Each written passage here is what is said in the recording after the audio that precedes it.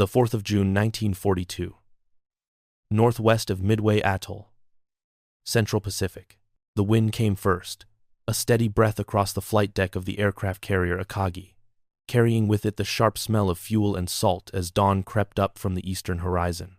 Petty Officer First Class Hiroshi Tanaka stood near the island superstructure, his gloved hands resting against cold steel, listening to the low mechanical murmur of engines warming below his boots.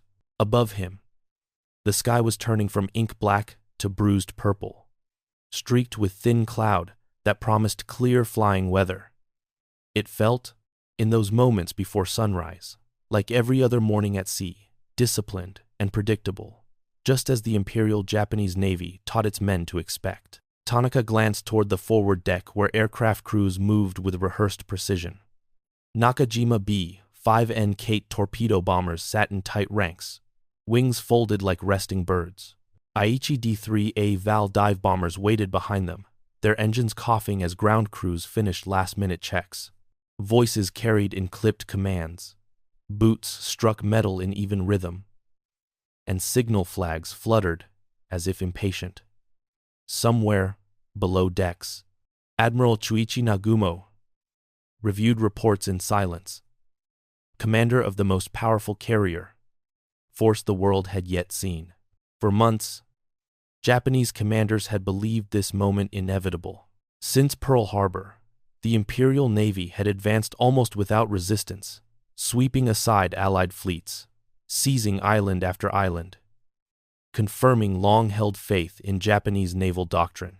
The Kidō Butai, the mobile force, had become a symbol of invincibility. Akagi, Kaga, Sōryū, and Hiryū sailed together now, accompanied by battleships, cruisers, and destroyers, forming a floating city of steel and firepower. Their mission seemed straightforward: strike Midway Atoll, draw out what remained of the American fleet, and destroy it. Tanaka did not know the broader strategy. He knew only his role, his aircraft, and the routine drilled into him since training. Still, there was a tension he could not fully explain, a pressure beneath the normal rhythm of operations. Midway was small, isolated, and already bombed before. Yet the scale of this force felt excessive, almost ceremonial, as if the Navy were staging a final demonstration of dominance rather than a necessary battle. At 4:30 a.m., the first engines roared to full life, shattering the quiet. Flames spat from exhausts, propellers blurred, and deck crews snapped into motion, guiding aircraft toward the bow. The carrier turned into the wind, her massive hull slicing the dark water cleanly. Tanaka watched the lead aircraft surge forward, wheels lifting just as the deck ran out beneath it, disappearing into the pale glow of morning. One by one, the strike force followed, climbing eastward toward Midway, their silhouettes shrinking against the brightening sky. Below deck, Nagumo listened to the reports of successful launches. His face, weathered and impassive, revealed nothing. He had spent his career mastering caution and timing, traits that had served him well in previous operations. The plan called for the Midway strike force to neutralize enemy airfields. If American carriers appeared, a second wave would be prepared to destroy them. It was a careful balance, and every decision hinged on information that might arrive too late. As the aircraft vanished, Akagi's deck crews moved quickly to prepare reserve planes. Torpedoes were rolled into position, bombs stacked nearby, and fuel lines snaked across the deck. The air grew heavy with gasoline fumes, sharp enough to sting the eyes. Tanaka wiped sweat from his brow despite the early hour, his heart beating faster now that the launch was complete. He wondered briefly about the men already airborne, some of whom he had shared cigarettes with the night before.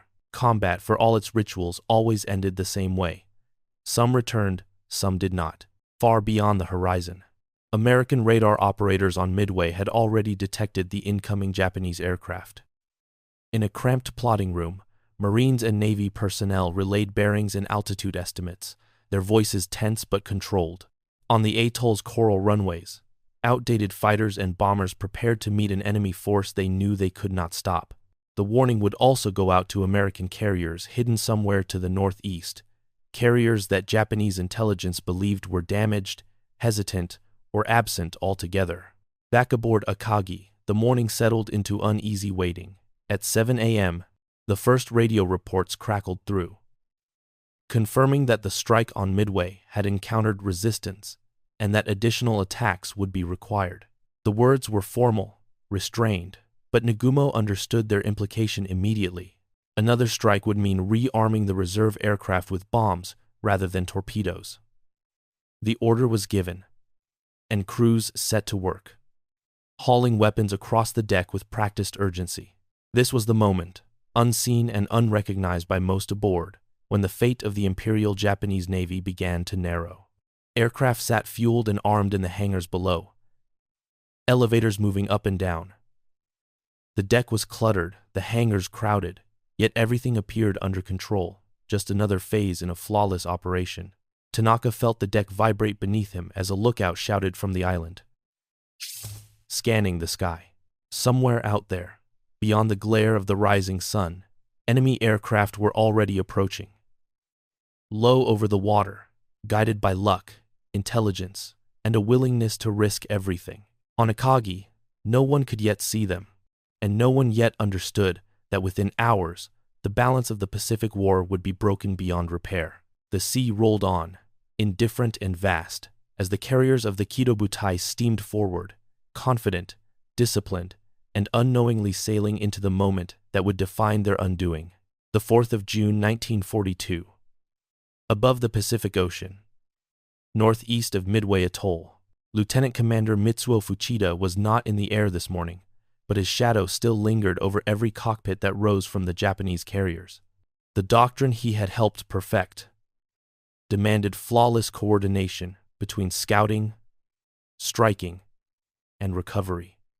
Now, as reports filtered back to the flagship, that coordination began to fray.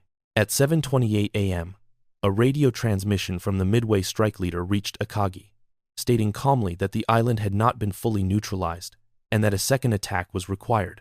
The words were precise, professional, and quietly ominous. Admiral Nagumo stood in the flag bridge, binoculars hanging at his chest, eyes fixed on the empty horizon.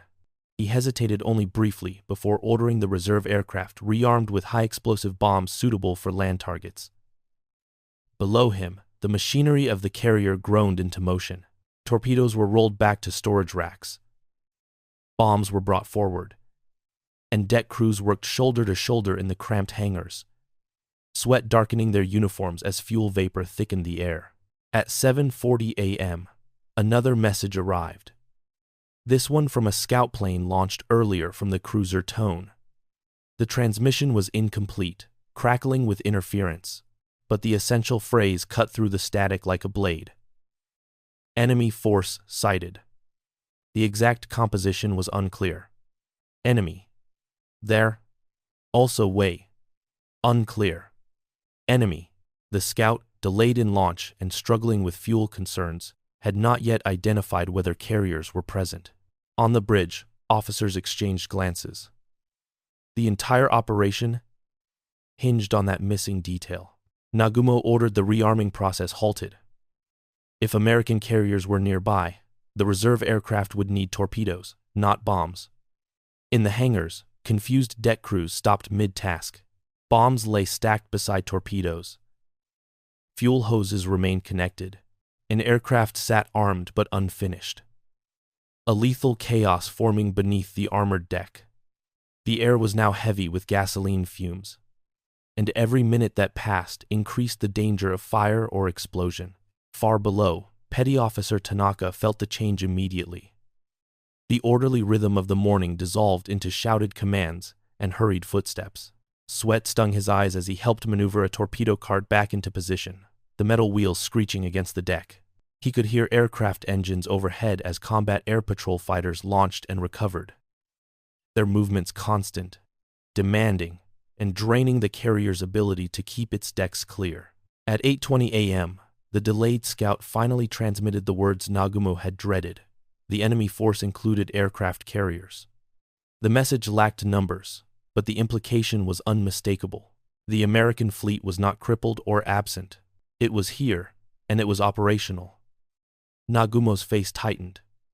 But his voice remained calm as he issued a new order. The reserve aircraft were to be rearmed once more, this time back to torpedoes, and prepared for an anti-ship strike.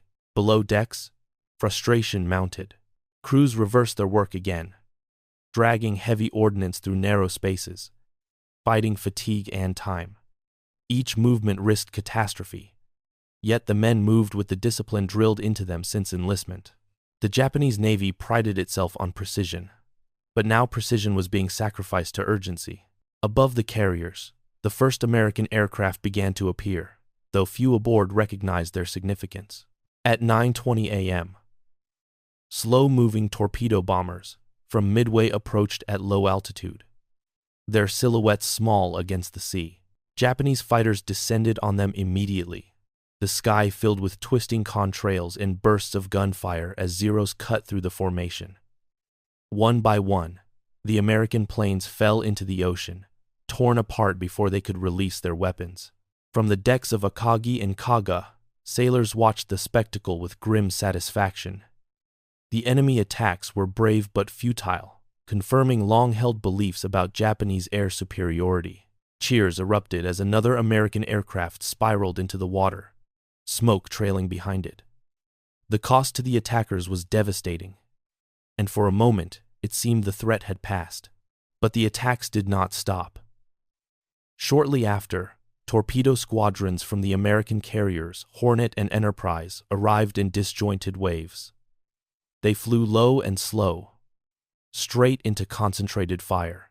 Japanese fighters descended again, shredding the formations with merciless efficiency. Lieutenant Commander John Waldron's squadron from Hornet was virtually annihilated, their torpedoes never reaching their targets. The sea became a graveyard of burning wreckage and floating debris. On Akagi's bridge, Nagumo watched the attacks unfold, his expression unreadable.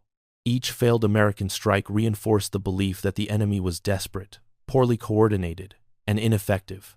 Yet the relentless pressure forced Japanese fighters to remain at low altitude, chasing torpedo bombers across the waves, leaving the high sky above the carriers momentarily unguarded.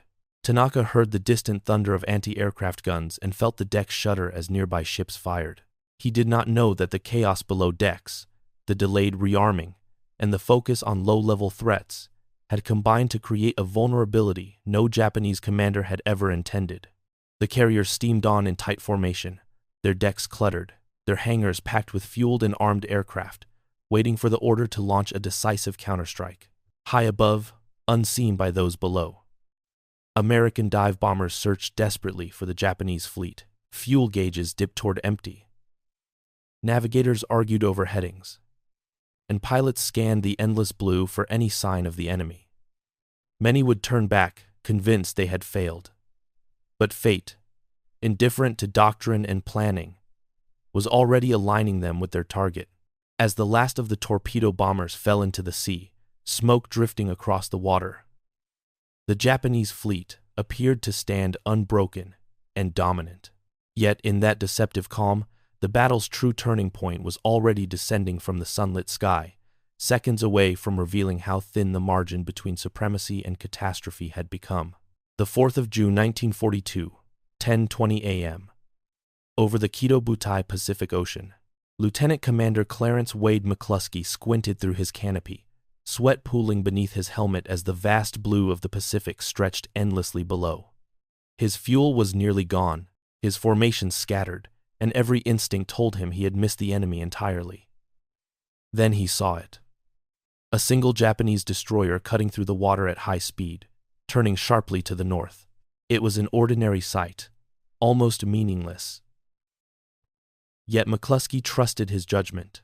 He banked hard, leading his SBD Dauntless dive bombers after the fleeing ship, unaware that this small decision would echo through history. Above the Japanese fleet, the sky was momentarily quiet. Most of the Zero fighters were still low, chasing the remnants of torpedo squadrons or circling near the water. Few eyes scanned the high altitude where danger now gathered. On Akagi, Petty Officer Tanaka was below deck, helping secure ordnance. When the first warning sounded, a sharp cry from above carried through the ship's steel bones. Dive bombers! The American planes appeared almost out of the sun, black specks that grew rapidly into screaming shapes. Sirens wailed as anti-aircraft guns swung skyward, their crews scrambling to respond.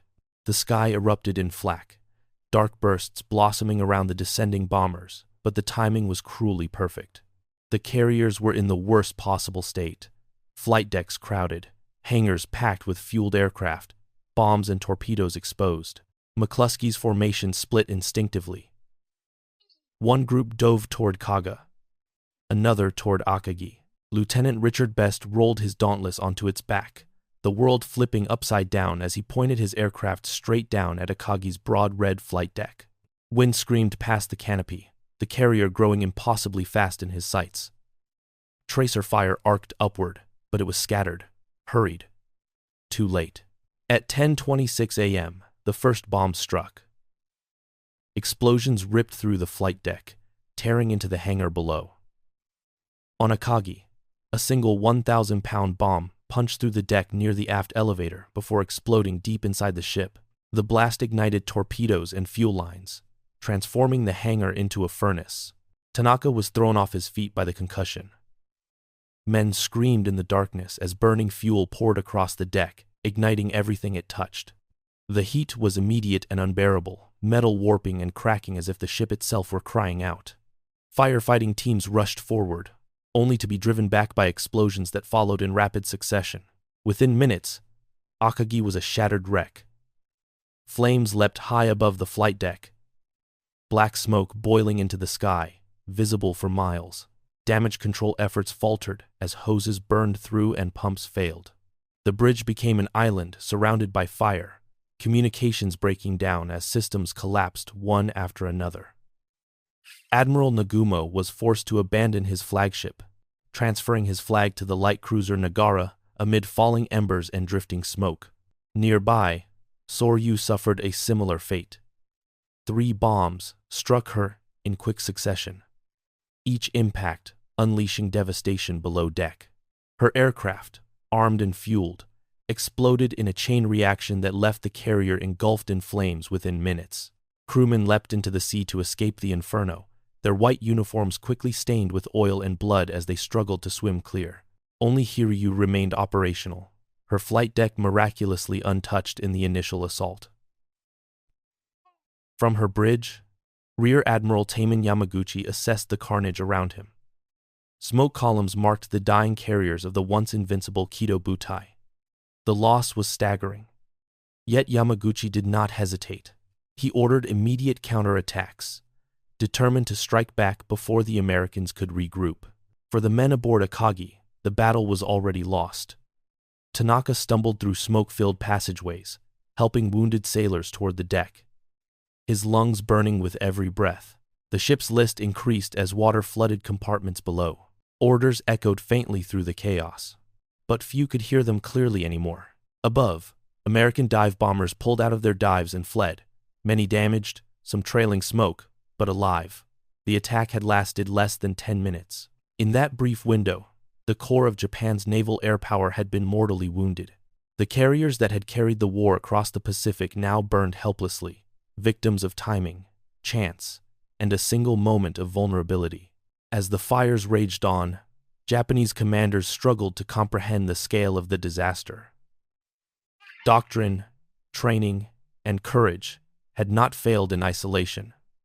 Instead, the illusion of invulnerability had been shattered by a convergence of small delays and human decisions.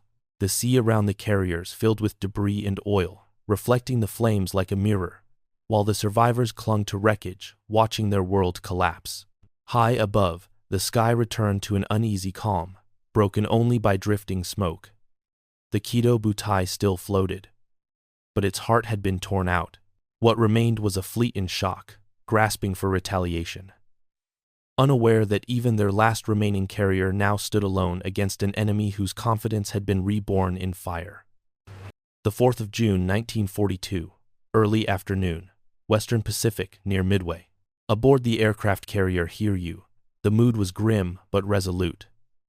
Rear Admiral Taman Yamaguchi stood on the bridge, his uniform immaculate despite the ash drifting across the deck from the burning carriers nearby. Smoke from Akagi, Kaga, and Sōryū darkened the horizon, towering columns that marked the graves of Japan's naval supremacy. Yamaguchi knew the truth, even as he refused to speak it aloud. Hiryū was now the last operational fleet carrier in the Japanese striking force. Below deck, flight crews worked with desperate speed. There was no confusion now, no hesitation. Aircraft were armed, fueled, and brought to the deck in near silence, broken only by shouted commands and the whine of engines. Lieutenant Joichi Tomonaga, leading the first counterstrike, climbed into his aircraft with a calm that bordered on fatalism. He understood the odds, but duty demanded action. The Americans had to be hit, and hit hard, if there was any hope of salvaging honor or advantage. At 1:30 p.m., Hiryū turned into the wind and launched her first wave. Dive bombers lifted off the deck and disappeared into the haze, heading toward the last reported position of the American carriers. Yamaguchi watched them go, knowing that every aircraft mattered, now more than ever. He ordered a second wave prepared even before the first had cleared the horizon, determined to strike again regardless of the outcome. On the American carrier Yorktown, sailors were already celebrating their survival. Smoke still hung over the sea from the morning's battle, but Yorktown's decks were operational. Her damage from earlier in the war quickly repaired in record time. Crewmen believed they had escaped the worst of the fight. Then radar operators detected incoming aircraft, their voices sharp with urgency as they relayed bearings to the bridge.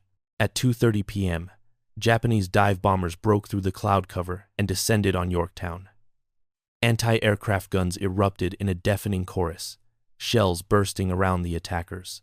Tomonaga pressed his dive, ignoring the flak that tore through the airframe. Bombs fell, striking Yorktown amidships and near the island. Explosions rocked the carrier, throwing men to the deck and ripping open fuel lines. Fires erupted instantly, smoke billowing upward as damage control teams rushed to respond. Within minutes, Yorktown was dead in the water. Her engine stopped, her deck scorched and twisted, yet American crews moved with disciplined efficiency, sealing compartments, fighting fires, and restoring power. By the time the Japanese planes withdrew, Yorktown was already coming back to life, her speed slowly increasing as repairs took hold. Yamaguchi received the report with grim satisfaction, but it was short-lived. Believing Yorktown destroyed, he ordered his second wave launched, this time torpedo bombers, to finish off what he assumed were additional American carriers. Hiryū's deck crews worked feverishly, launching the aircraft into the thickening afternoon air. The torpedo bombers found Yorktown again, the same ship now steaming steadily, its damage concealed by skillful repairs. They attacked from multiple directions, skimming low over the water. Torpedoes struck the carrier's port side, violent impacts that shook her to the core. This time, the damage was catastrophic. Flooding spread rapidly, engines failed, and Yorktown listed heavily. The order to abandon ship would soon follow. On Hiryū's bridge, reports confirmed what Yamaguchi believed was a decisive blow. 2 enemy carriers had been put out of action, perhaps sunk. For a fleeting moment, it seemed possible that the balance of the battle could still tilt. Yamaguchi allowed himself no celebration. That strike came before dusk. American scout planes located Hiryū in the late afternoon, their radios crackling with urgent coordinates. Dive bombers from Enterprise and Hornet converged on her position, engines straining as they climbed to altitude. The sky above Hiryū darkened with approaching aircraft, their silhouettes unmistakable even from the deck. At 5 p.m., the dive bombers attacked. Hiryū's anti-aircraft guns fired furiously, tracers stitching the sky, but the pattern had repeated itself. Bombs slammed into the flight deck, ripping through into the hangar below. Fueled aircraft detonated, flames racing through the carrier with terrifying speed. Within minutes, Hiryū was ablaze from bow to stern. Yamaguchi refused to abandon his ship, choosing to share the fate of his carrier. Crewmen were ordered to save themselves, climbing down ropes or leaping into the sea as explosions echoed behind them.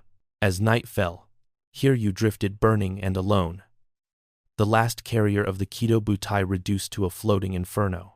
The sea reflected the flames, just as it had earlier in the day, a cruel symmetry that marked the end of Japan's carrier striking force at Midway.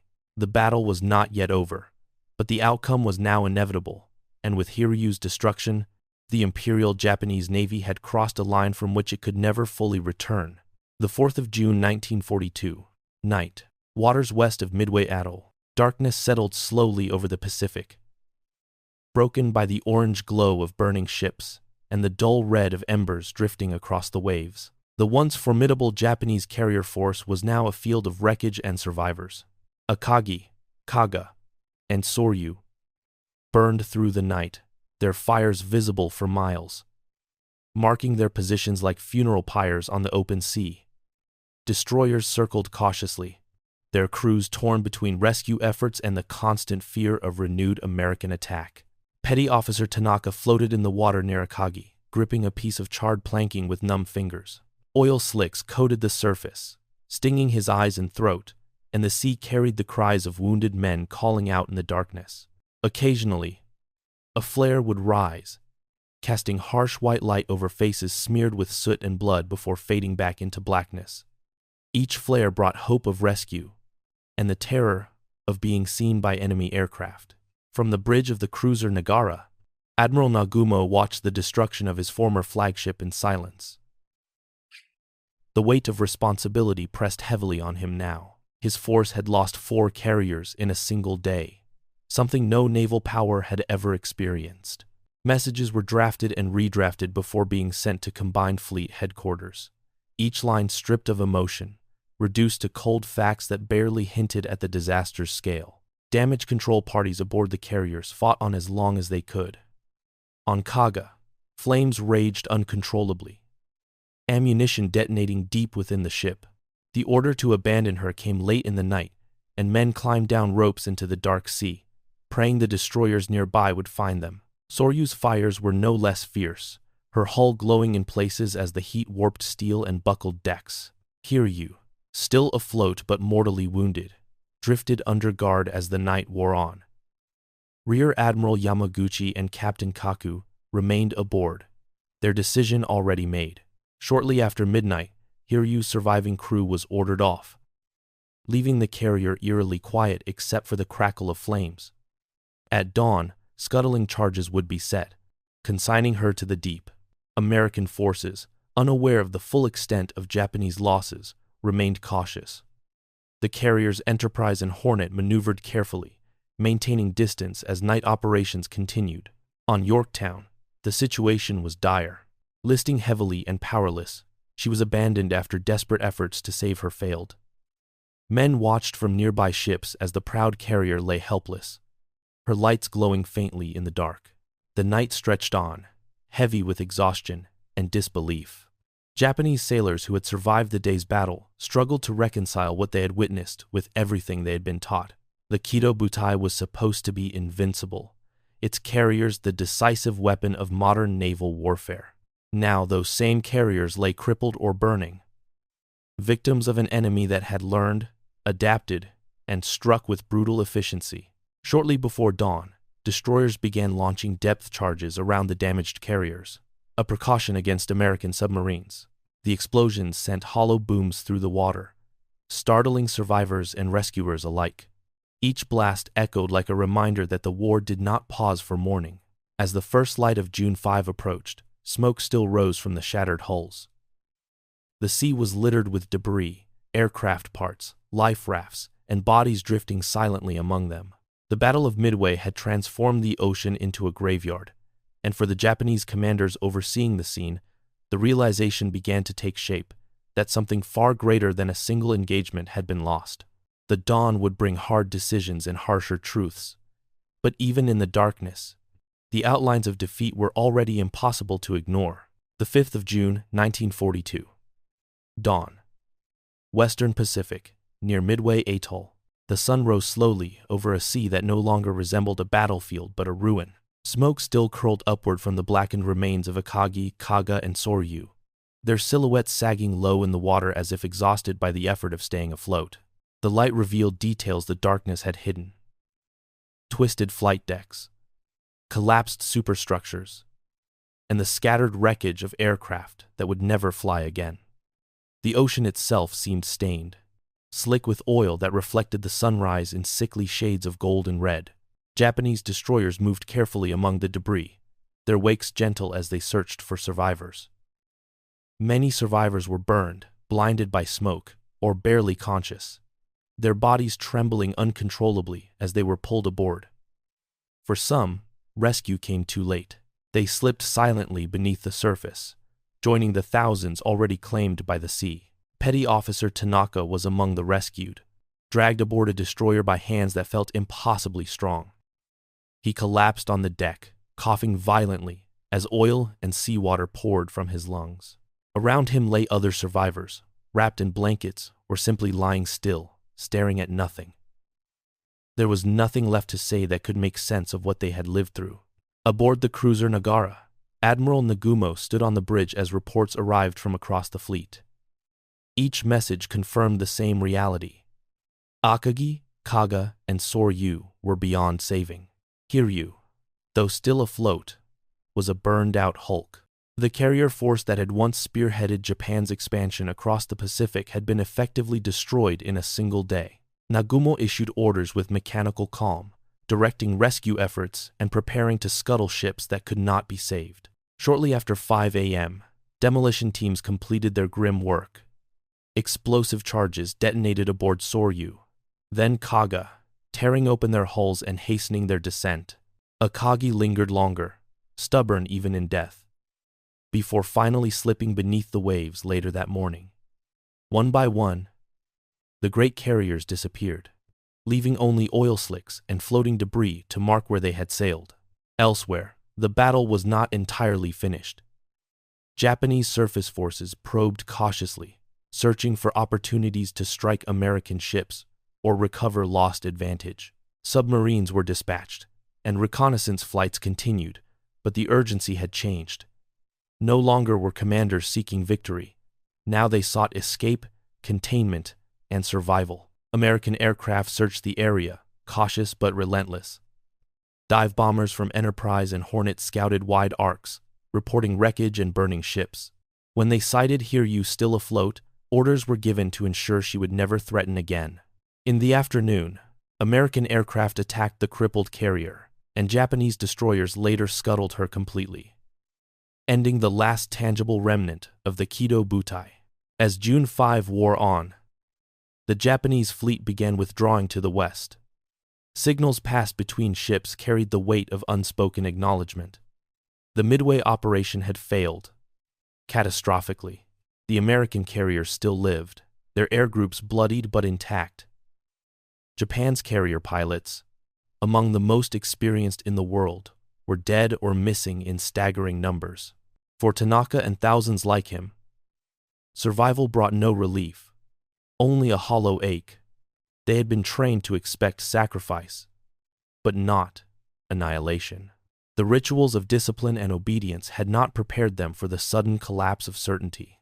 As the destroyer carried him away from the wreckage, he looked back once, watching the smoke fade into the distance, and felt something break that would never be repaired.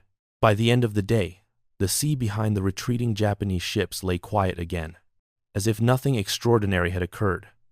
Yet beneath that calm surface rested the shattered remains of Japan's naval future, and the knowledge slowly forming among its commanders that the war they had confidently launched had just entered a far darker and more uncertain phase.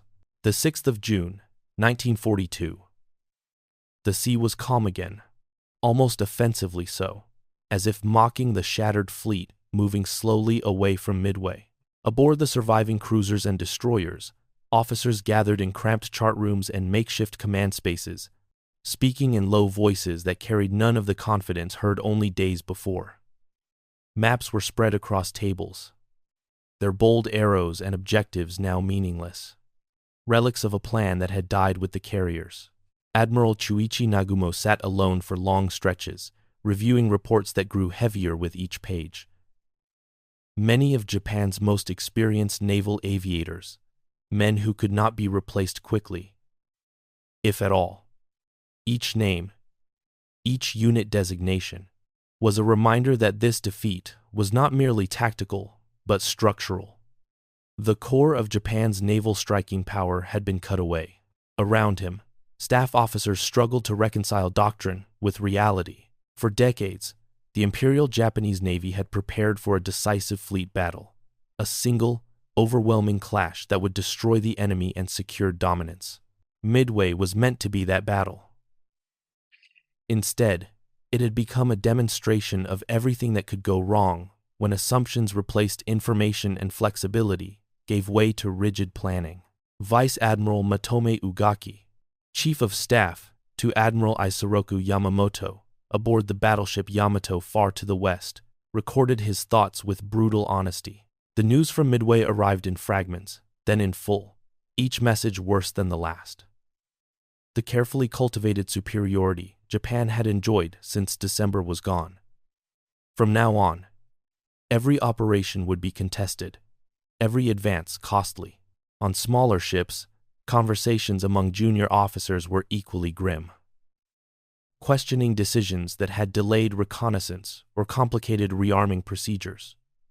Others remained silent, bound by a culture that discouraged open criticism but could not suppress private doubt. The belief in invincibility, once unshakable, now felt naive. Petty Officer Tanaka, resting on the deck of a destroyer, overheard fragments of these discussions without fully understanding their implications. He knew only that the fleet was retreating and that the war no longer felt like a series of inevitable victories. The men around him stared westward, toward home, with expressions that mixed relief and shame. Attempts were made to regain initiative. On June 6, Japanese cruisers encountered American forces and managed to damage the USS Hamon and finish off the already crippled Yorktown with submarine-launched torpedoes. The brief success brought little comfort. Yorktown's loss could not balance the destruction of 4 carriers, nor could it erase the strategic reality that Japan now faced a strengthened, confident opponent. As the fleet withdrew further, Yamamoto made the painful decision to cancel the entire Midway operation. Orders went out to disengage completely. There would be no follow-up attack, no attempt to seize the atoll by force. The moment had passed, and trying to reclaim it would only risk further disaster. For senior commanders, the realization hardened into something close to despair. The Americans had not only won a battle, they had learned how to fight Japan's navy effectively. Radar, flexible command, and an emphasis on carrier aviation over battleship doctrine had proven decisive. Courage and elite aircrews had been expended in a single catastrophic day. As night fell on June 6th, the fleet continued westward, engines humming steadily, leaving Midway far behind. No speeches were made, no declarations issued. The silence itself was acknowledgement enough. In the minds of Japan's naval leadership, the unthinkable truth had taken root. The war they had planned to win quickly might now be unwinnable at all. The ocean remained vast and unchanged. But for those aboard the retreating ships, its emptiness felt different now, filled not with promise, but with the long shadow of a defeat that would shape every decision still to come. The 7th of June, 1942. Morning rain tapped softly against the windows as the first complete reports from Midway were laid out on polished wooden tables. Officers stood at attention while senior commanders read in silence, the rustle of paper the only sound in the room. Numbers replaced ships' now casualty lists, aircraft totals, fuel expenditures, but each figure carried the unmistakable weight of lives lost and power gone. When the final carrier loss was confirmed, no one spoke. There was nothing left to clarify. Admiral Isoroku Yamamoto absorbed the news with a rigid stillness that masked the strain beneath. He had conceived the Midway operation as a decisive stroke, a complex gamble meant to destroy the American carriers and force the United States into a negotiated peace. Instead, his plan had scattered Japan's finest naval aviators across the ocean floor. Yamamoto understood better than most what that meant. Aircraft carriers could be built. Veteran pilots could not be replaced quickly, if at all. Across the city, The machinery of wartime secrecy began to turn. Civilian leaders were given carefully worded summaries, stripped of detail and emotional weight. Newspapers spoke of heavy fighting and brave sacrifice, avoiding any hint of catastrophe. The Japanese public, already accustomed to controlled information, would not learn the truth for months, if ever. Yet within the Navy, there was no escaping it. Midway had been a disaster of historic scale. Back at sea, survivors continued their journey home. On transports and destroyers, men replayed the battle in fragments, each memory sharp and uninvited. The roar of dive bombers, the sudden violence of explosions, the helplessness of watching fire spread beyond control. Some spoke quietly to shipmates. Others withdrew entirely, staring at the horizon as if searching for something they had lost there. Petty Officer Tanaka spent long hours sitting alone near the stern of his ship, the smell of oil still lingering in his nostrils. Sleep came in short, broken stretches, haunted by the sound of screaming metal and shouted orders. He had survived when so many others had not, and the question of why pressed heavily on him. Survival felt less like fortune now, and more like a burden. Within the naval air arm, the loss was felt even more sharply. Squadrons that had once been filled with seasoned combat veterans now existed only on paper.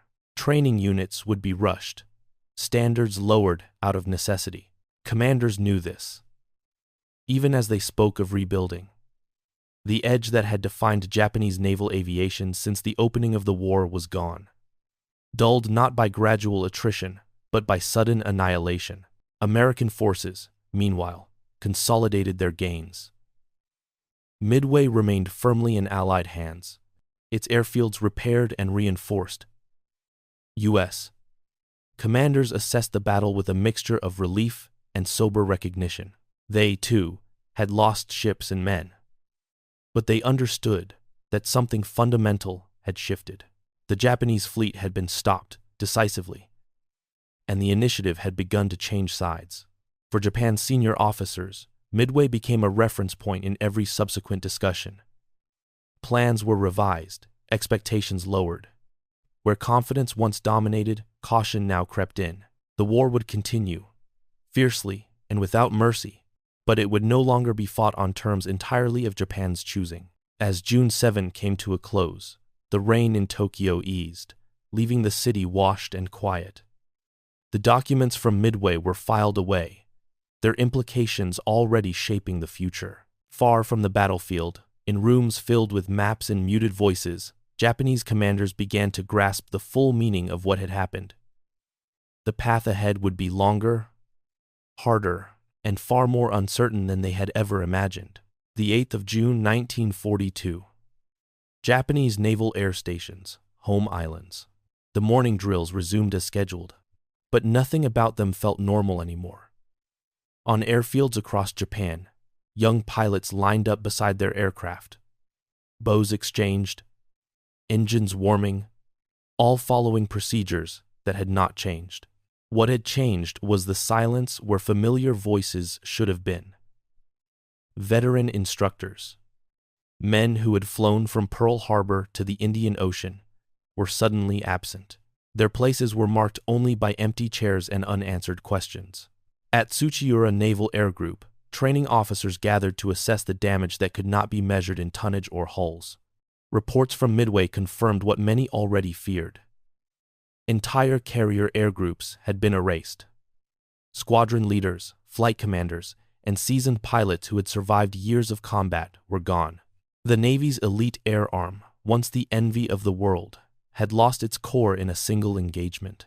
Training schedules were rewritten almost overnight. Where months had once been spent refining carrier landings and combat coordination, weeks would now have to suffice.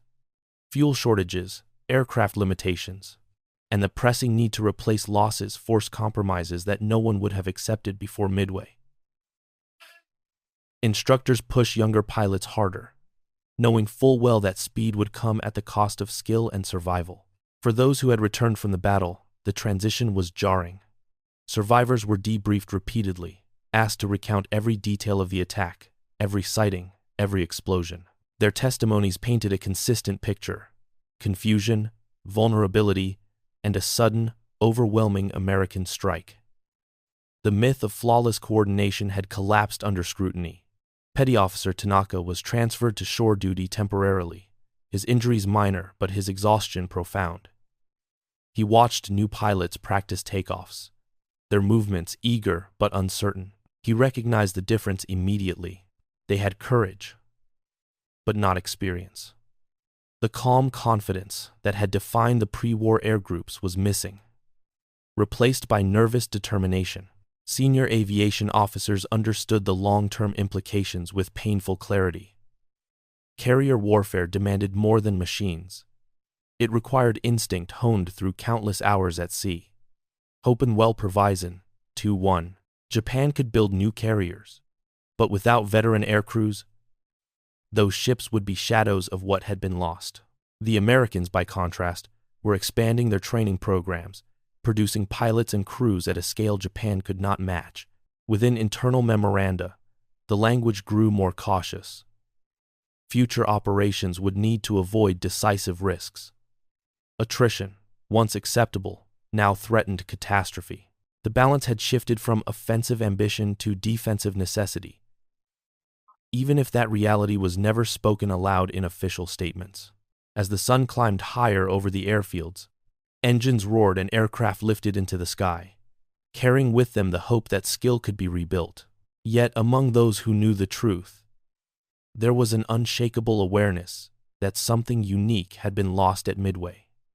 A generation of aviators, whose absence would be felt in every battle still to come. The war continued, but from this point forward, Japan would fight it without the men who had once made victory seem inevitable. July 1942. Pacific War Planning Rooms, Japan and the United States. Maps were unrolled again, but the tone on each side of the Pacific could not have been more different. In Japan, naval planners spoke cautiously, their voices measured, their ambitions restrained. Operations that once aimed deep into enemy territory were now framed as limited, defensive, or contingent on conditions that rarely favored Japan anymore. The loss at Midway hung over every discussion, an unspoken boundary that no plan could cross without acknowledging risk. Admiral Yamamoto continued to press for action where he could, fully aware that time now favored the Americans. Yet even he understood the strategic reality. Japan no longer possessed the carrier strength to dictate the pace of the war. Each sortie had to be weighed against the possibility of further irreplaceable loss. The Navy that had once surged outward was now bracing, consolidating, trying to hold what it had already taken. Across the Pacific, American commanders met with a different energy. Midway had validated their faith in carrier warfare, intelligence, and flexible command. The shock of early defeats had hardened into confidence, but not complacency. They knew the war was far from over. Japan was wounded, not defeated, and still capable of ferocious resistance. Yet, for the first time, American planners spoke of initiative not as a hope, but as an expectation. New carriers were already sliding down American shipyard ways. Training pipelines expanded, producing pilots and deck crews in growing numbers. Lessons from Midway were studied carefully, codified, and distributed. Coordination between air, sea, and intelligence was refined, turning hard-won experience into doctrine. The Americans were learning faster than Japan could recover. In Japan, the contrast was painful. Replacement carriers would take years. Aircraft production struggled against material shortages. Training programs accelerated but could not replicate experience lost in fire and smoke. Officers understood this even as official rhetoric emphasized resilience and resolve. Privately, many acknowledged that the strategic balance had shifted irrevocably. Petty Officer Tanaka followed the news as best he could, piecing together fragments from briefings and rumors. He sensed the change in attitude around him. Orders were sharper, mistakes less tolerated. There was an urgency now, driven by the knowledge that there would be no second Kidō Butai to restore lost prestige. The first signs of the new phase of war were already forming. In the South Pacific, both sides eyed the Solomon Islands, where control of airfields would soon decide the next campaign. The Americans prepared to move forward. The Japanese prepared to resist. But the symmetry was gone. One side advanced with growing strength. The other fought with determination. Shadowed by constraint, Midway had not ended the war, but it had ended an era. The assumption that Japan could strike, withdraw, and strike again at will was finished. From now on, every mile gained would be contested. Every loss more painful than the last. The tide had turned quietly, almost imperceptibly, but it was turning all the same, carrying the war toward a future that Japan's commanders now viewed with mounting apprehension. Late 1942. Aboard Japanese naval headquarters and forward commands, the realization did not arrive all at once. It came in fragments, in quiet moments between meetings, in the margins of reports that no longer promised victory, but merely survival. Senior Japanese commanders rarely spoke the words aloud. Yet among themselves, the understanding hardened with each passing month. After Midway, the war's outcome had begun to slip beyond their control. Admiral Isoroku Yamamoto read casualty and production reports late into the night, the lamplight casting long shadows across his desk. The numbers told a story he had always feared. American shipyards were outpacing Japan at an impossible rate. New carriers joined the U.S. fleet faster than Japan could even train replacement air crews. Where Midway had cost the Americans one carrier, although it had cost Japan the heart of its naval air arm, the imbalance widened with every week. In forward areas, commanders adjusted their expectations. Operations were no longer framed around decisive victory, but around delaying actions and calculated risks. Guadalcanal became a grinding struggle, one that bled Japan of ships, aircraft, and men it could not spare. Each convoy lost, each pilot killed, traced its lineage back to the vacuum left by Midway. Among officers, the tone shifted subtly but unmistakably. Confidence gave way to professionalism, stripped of illusion. Some privately questioned whether the war could still be won at all, a thought that would have been unthinkable in 1941. Others clung to hope, believing that American resolve might falter, that one great blow could still change everything. Yet even they sensed the narrowing path. Petty Officer Tanaka, now back at sea, felt the difference in ways no report could capture. Missions felt heavier, more dangerous. Air cover was thinner. Replacement pilots were younger, less sure, their hands tighter on the controls. The ocean seemed larger now, more hostile, as if it, too, had turned against them. By the end of the year, Midway was no longer just a battle in after-action reports. It had become a dividing line in memory. Before Midway, Japan advanced with confidence, shaping the war to its will. After Midway, it reacted, adapted, and endured. Japanese commanders would continue to fight with determination, skill, and sacrifice. They would inflict heavy losses and resist fiercely across the Pacific. But deep within the Navy's leadership, the truth had settled like a weight that could not be lifted. The moment 4 carriers burned beneath a June sky near Midway Atoll, the war's direction had changed forever. From that point on, the question was no longer how Japan would win the war, but how long it could hold out against a future that had already begun to close in.